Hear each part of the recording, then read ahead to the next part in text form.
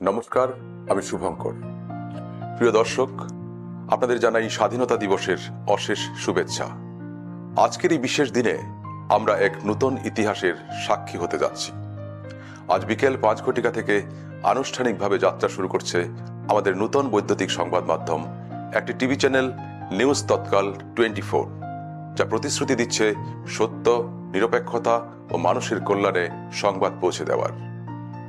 15ই August স্বাধীনতার এই দিনে আমরা স্মরণ করি আমাদের পূর্বসূরীদের আত্মত্যাগ, সাহস আর দেশপ্রেম।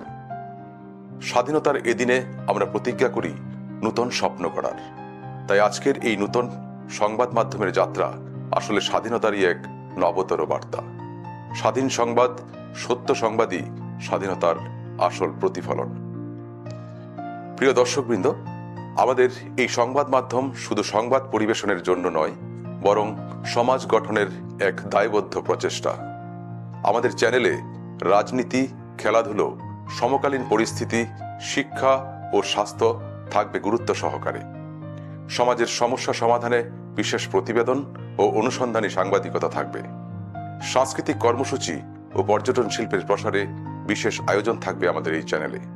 আঞ্চলিক সংবাদ থেকে জাতীয় ও আন্তর্জাতিক খবরও থাকবে নিরপেক্ষতার সঙ্গে। আমাদের মূল মন্ত্র, সংবাদ হবে সত্যের, সংবাদ হবে মানুষের।